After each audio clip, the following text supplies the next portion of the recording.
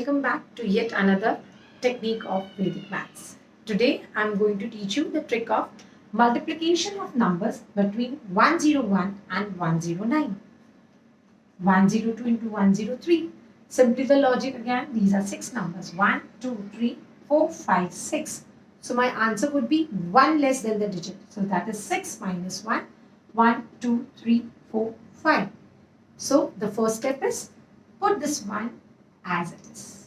First step, add 02 plus 03, that's 05. Now multiply 02 into 03, that's 06. And this is your answer. 104 into 105. Simply write the 1 as it is. Again, add 04 plus 05. That's 09.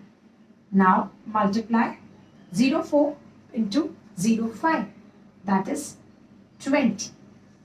Again 107 into 108. Simply write 1 as it is. 07 plus 08. That is 15. And 7 into 8. That is 56. Hope that's easy. Do this for your homework.